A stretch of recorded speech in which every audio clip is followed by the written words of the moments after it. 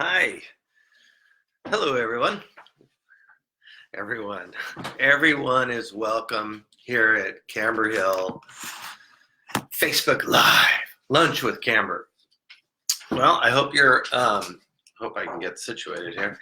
Hope you're enjoying your day. Mic check, mic check. Where's all my camera crew? Where's makeup? I hope you're having a fantastic day. Boy, oh boy. I've just, one thing that's great is there's different ways to get smarter. One is through, which is the most common, is from pain and anguish. And the other one that is much sweeter is, in Buddhism, is called Satori, or in Zen Buddhism, it's called Satori, which means it happens through grace. Another way of looking at it is that there's as a human being in a body, gravity is what keeps us on the earth, obviously, right? It keeps everything grounded and everything stable, but it's also a matter of resistance, right? There's a tremendous resistance. Try to jump up. I often like to, when you're in a hurry and you're running to get out of your home, perhaps to work or to an appointment, and it seems like whatever you go to grab a hold of falls, or opening a gate and things drop, and it can get really irritating. But instead, I just say, gravity's working. Gravity is so working right now. So nature, the gravity force can be your best friend, because without it, we'd all be floating. But the other thing, the opposite of gravity, is grace. It's the ability to actually move with grace through events that are happening in your life. Again, is the Satori. And so being enlightened and moving through your challenges with a state of grace, which brings me to the point of today's live with lunch with Camber Hill. By the way, I want to make sure that you can get in direct contact with me on Instagram. Also on the Facebook Live here is on every Tuesday at noon, so you don't need to eat lunch. You eat alone, you can eat with me. And then in addition, there's LinkedIn. All these are either Camber Hill or Camber Hill Coaching. And YouTube. I'm really just starting to get a handle on the YouTube and make something happen with that. So anyhow, those are the different platforms that I like to function on. And here's the case in point for today. The issues that plague us some of them are dramatic, and some of them are very small initially. And the issues are that can be easily dealt with when we slow down and we take a breath and we deal with it. But one of the greatest problems, besides people not feeling like they're enough, which, I can drop kick to calling it self-esteem, but a popular English psychologist is really just calling it people, no matter how high their excellence or their successes in their professional life, they never feel like they're enough. So I call that self-esteem issue. But the other plague that troubles people and is really one of the biggest reasons I see people is because of conflict resolution issues. So in some of the simplest ways, we can all manage, but we don't when it comes to little incidental problems or things that are really specifically tied into our emotional unhappiness, our emotional well-being. So obviously that is created by our childhood, I believe. I think it's pretty Freudian, because 0, 1 through 6 is the time when we're really starting to develop who we are, and all those cognitive features, we download all this information culturally. So it happens, environmentally, it happens right in your home with your parents, and then next it's going to happen with, in addition to the culture of where you live, the environment, whether that's in Los Angeles or whether that's in Mexico or Italy or South Africa and Kenya. those environmental conditions and the cultural conditions are what we're downloading between 1 and 6. And many of those issues that we're witnessing are with our parents or with our caretaker, our aunts, our uncles, our grandparents, whoever's taking care of us, and how they deal with sudden, unexpected moments where everything goes awry and they're not sure how to deal with it. Let's say specifically the marriage rate here in the United States is over 50% divorce rate. And I believe that that is a direct tie, along with all the other issues between friends, between business associates, is the fact that when something perturbs you to such a degree that you just can't deal with it, then, or you choose that you don't think you have the tools to deal with it, the natural inclination, which is redundant, the inclination is to not deal with it and to just check off that friend. To use more contemporary languaging, unfriend that friend, or don't answer their phone calls. You know, it's like all of a sudden a friend becomes a bill collector. I mean, like, wow. Don't take that text. Because the idea of having to come face to face with the other object, in this case a human being, is so disturbing that we don't do it. Now, unfortunately, depending on the relationship, if it's a business relationship, then harboring your anxiety or your fear or your dislike, right? Depending on the degree of the issue, and sitting back on that energy is still emanating, it's still resonating from you, it's still causing problems, right? And the news is that if you can learn a couple of tools, which I hope to provide you with today, that you can overcome this minor issue. Because what happens is if you don't take care of the minor issue, you get really big problems. I mean, the problem just is going to stack, right? You're not going to get rid of it by ignoring it, by pretending like it doesn't exist, or unfriending somebody. It has to come full circle because it's your karma, it's your dharma, it's your karma, it's your dharma. You're going to have to deal with it. So you have to understand that the conflict that you're feeling in your heart is your gift. And the way to deal with it is to breathe and then subtly step into it. So let's say that you're having a problem with one of your friends, or let's say your boyfriend or your girlfriend. So those very personal side of your life, and you're sensing that things are starting to crumble, they're not as tight. You know, let's say that right when you first start dating somebody, and sometime after, when the honeymoon is over, you start to find out different things about each other, right? You discover all kinds of things that when love and lust was really capsizing your frontal cortex, that all of a sudden you're seeing the imperfections and people are showing a different side of themselves. You got to deal with some stuff straight out. So the best thing to do is not try to blow it off or sidestep it or start lying.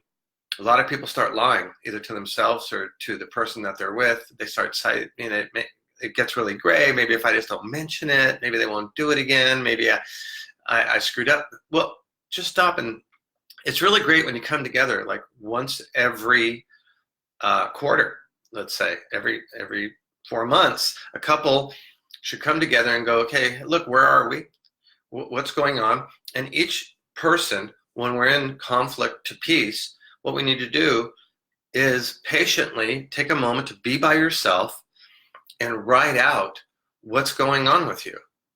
Write out if the way that they bother you, start with bullet points and write it all out.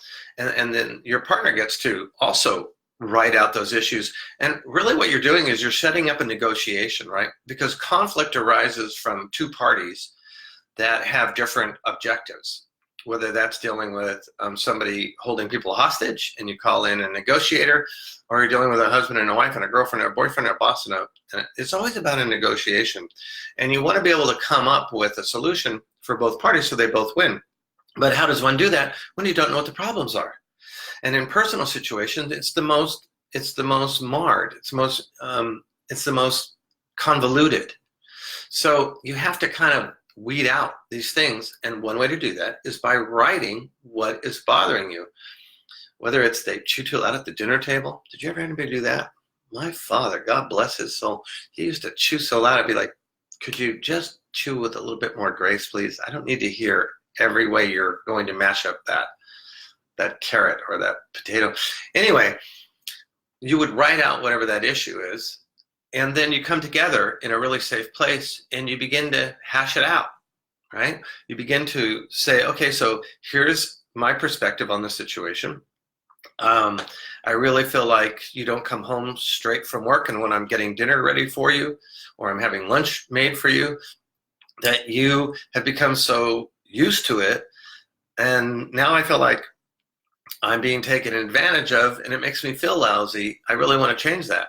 Then your spouse or your significant other can address it and remind you how much they love you, and that they had just gotten a little lazy about paying you proper attention. And in doing that, you're very brave to admit your vulnerability. And that's really powerful when you can sit there and you can admit your vulnerability.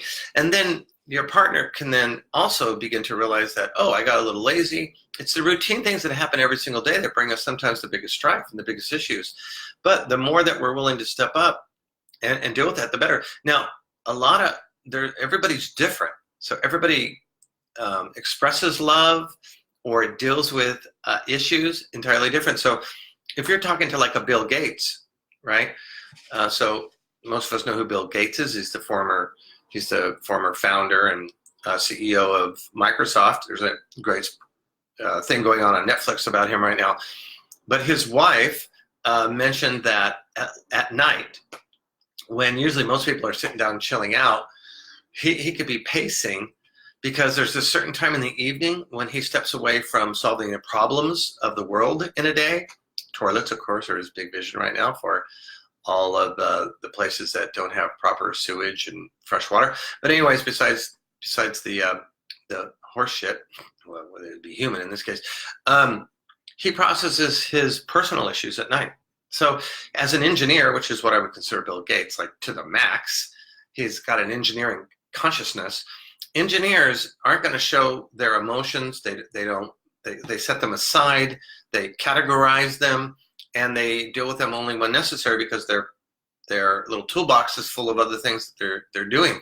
Where a very family-oriented, emotional person whose equanimity depends on their well-being and their communication and loves people and interacting and isn't sitting in the books, they're actually organically interacting with people, that person's going to have an entirely different way.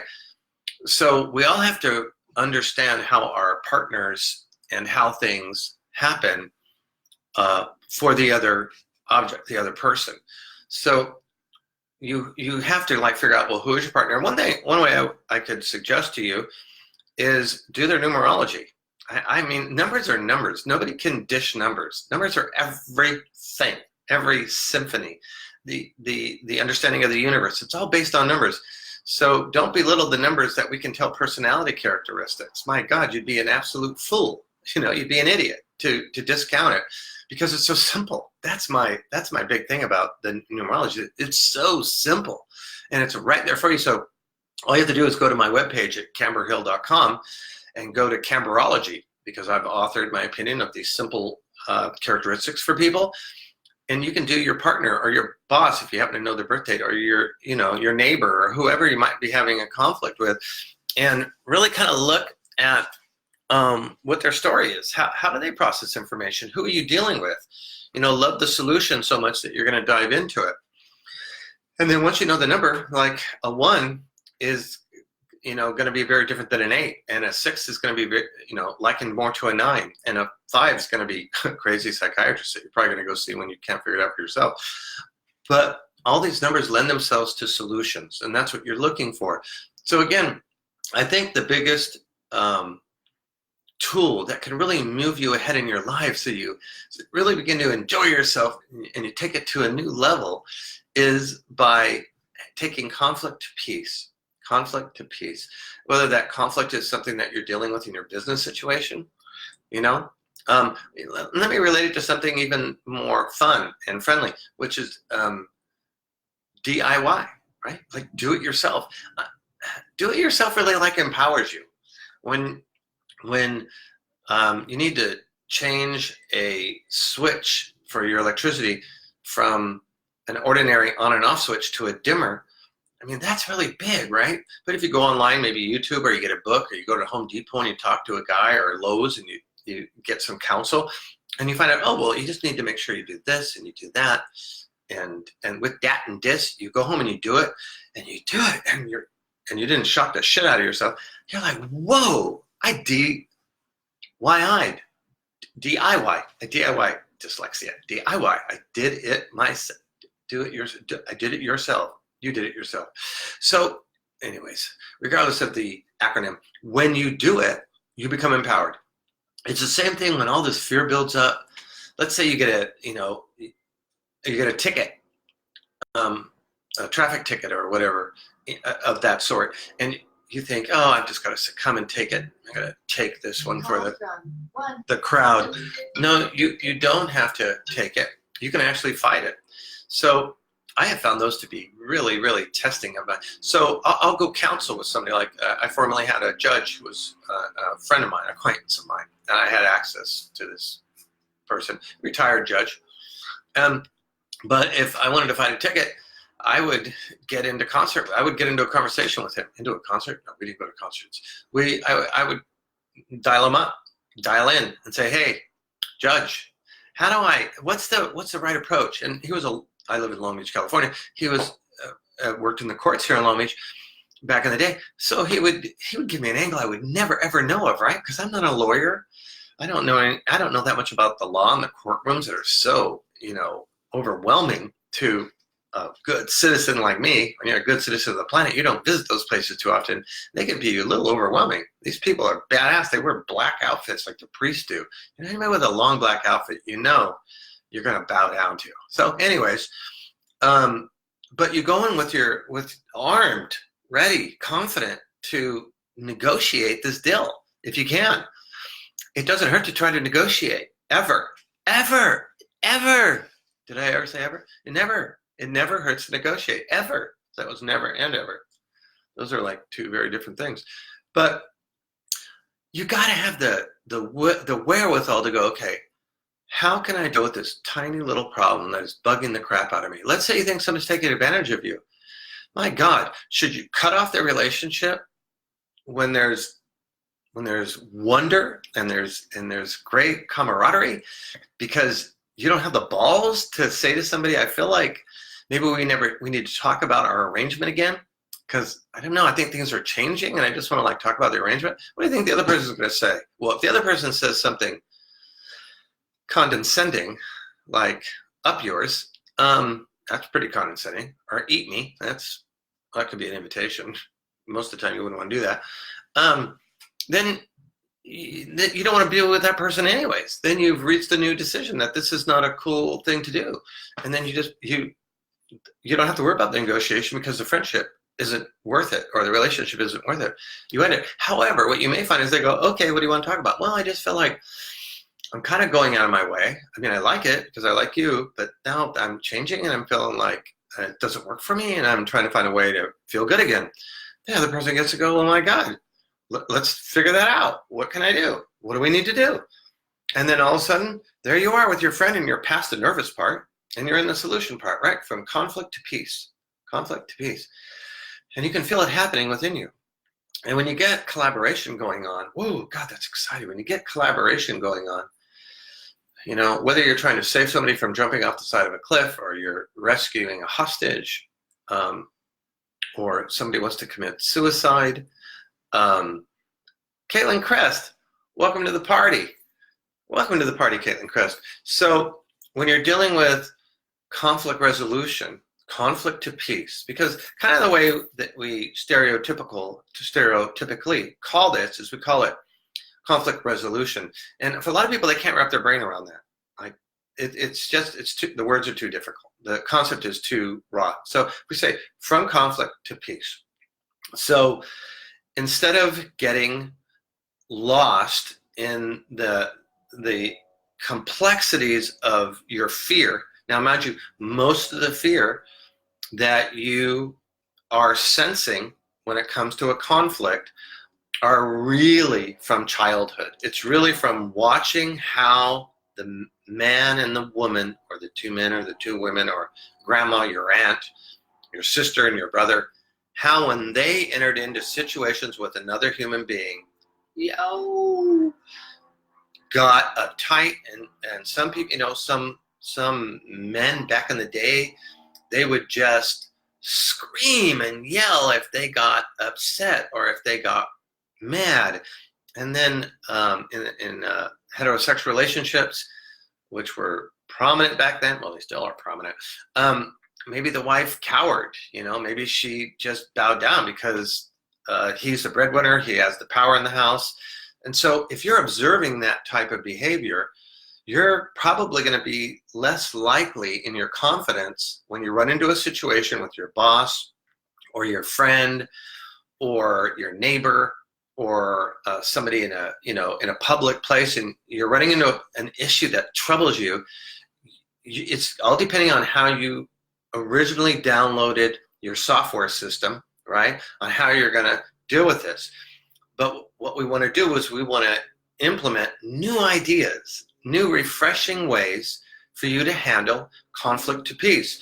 So what you can do, again, is when it's coming down to really interpersonal relationships and you're feeling overwhelmed, then what you want to do is you want to make an agreement with your said other, whether that's your friend or your lover or your husband or your wife, whatever the relationship is, or your boss. You want to say, hey, I really want to have a meeting with you, and I really want to resolve a couple of things that have come up for me. Would you be willing to sit down and just have a really safe place to talk about stuff? And the person's going to say, oh, they might be taken back a little if this is a real friendly relationship, but they're going to concede and say, well, sure, I'd be more than happy to do that with you. And then you're going to create that time. So you're going to do that at 12 o'clock on Wednesday afternoon, and you're going to have maybe go for a walk if it's with a really interpersonal relationship, because walking is a great way to resolve problems of your heart. You may want to do it, if you're with an English person, you may want to have a cup of tea. That's what I would do. My last name's Hill. Can't get more English than that, isn't it? I think that's true.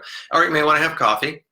I don't know. You want to get too hyped when you're trying to solve, trying to go from conflict to peace. But anyhow, it doesn't matter.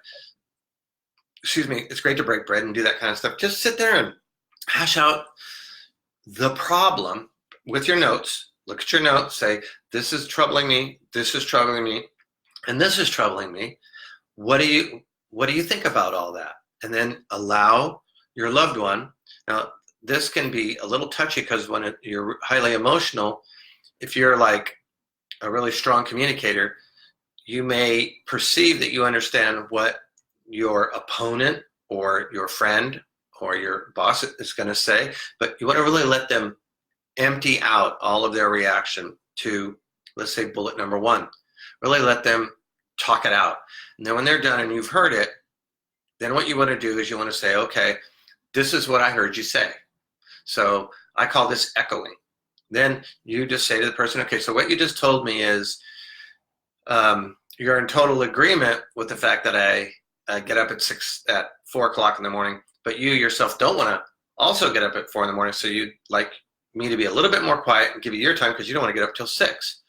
And you're okay with that. You just want to, so is that what you just said to me? You're okay that I get up and I go do my thing and I don't need to wake you up. You're okay with that? Okay, good. You confirm the fact that they've heard what you said, and then you go on to your next bullet point of interest, from conflict to peace. And as you do this, again, it's like it's a DIY. Do it yourself. When you get up and use your screwdriver or your hammer or you're fixing something and you do it, you're going like, yeah, rah, rah, rah. Well, the same thing happens when you're solving interpersonal relationship issues. You go, wow, I've been sitting on this for a long time because as a little child, I thought, oh, I can't tell him my truth. I can't be authentic. This is too scary. And then you find a graceful way, because how most people end up taking care of this, my friends, is they wait till they're like a teapot and they boil. And when you boil, you've reached such a point that the original reason you were upset is so lost in this pile of dew, not like dew from a rain, but poop dew.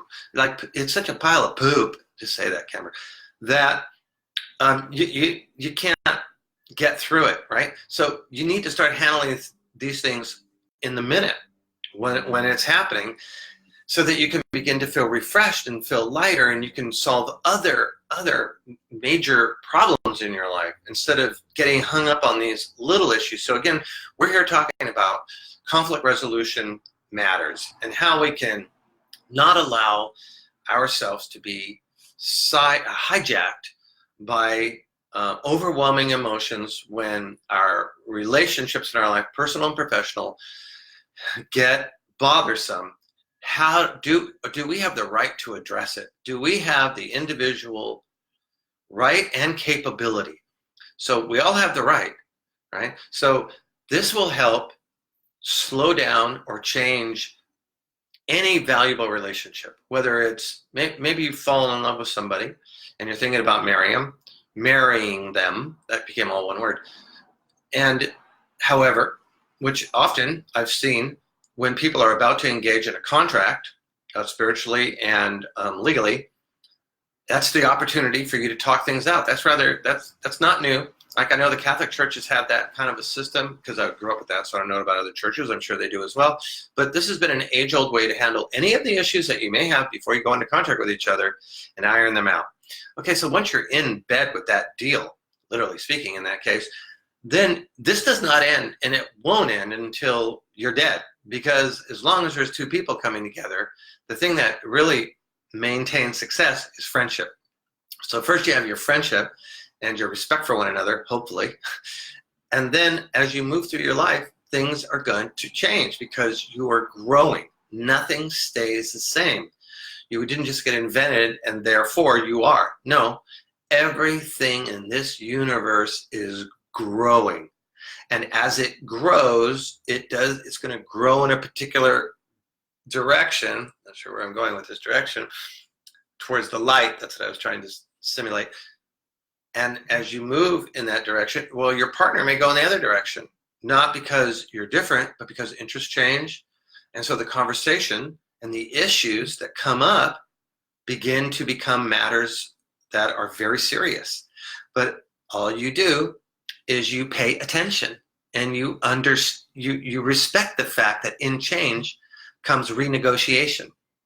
And in renegotiation is your opportunity to do things in a whole brand new way. So this is not a problem. It's only a problem if you're stifled, right? It's only a problem if you don't have intellectual capacities. But as long as you speak the same language, right, remotely, enough, most people do, you can resolve the problem. The good news is also, if you cannot resolve the problem on the grand end of this, then you don't solve the problem. And then that's not a person you want to be with to begin with. And then case closed. You separate. You lose. You leave. You leave because it's not solvable. However, most things handled early on get solved. So it's 12:31. And I want to thank you. We show up here at noon every Tuesday, lunch with Camber, just to discuss the different ways that we can make changes and to enjoy life, and as entrepreneurs and as business people and as global citizens, make life better. So thank you for coming online here with Camber Hill Coaching. And again, if you want to have some insight to your partner, we have Camberology on camberhill.com. You can look up whomever the object of your stress is, and look at, as long as you get their birthday information, you can get some surprising insight on how they hear, how they process information, how you can like reframe who they are and how you deal with them. Also follow me on Instagram at Camber Hill, also LinkedIn and Facebook. Here, this is on Facebook, Camber Hill Coaching. Stay on, and YouTube. Oh my goodness, there's an endless array of social media, but it's all there and it's all for you, and I'm here for you. So please take a moment and share this with a friend. Let them know that they can be entertained at noon on Tuesdays, and I'll look forward to seeing you next week at this time. And if you have any comments, questions, or concerns, go ahead to camberhill.com and send me an email, and I'll make sure I address it. Okay? Have a great day. Bye. I have a meeting with Zephyr Graphics, which, if you really want to get great web design and graphic design, then go look up zephyrgraphics.com, Miss Caitlin Crest. Okay, plug away. Bye.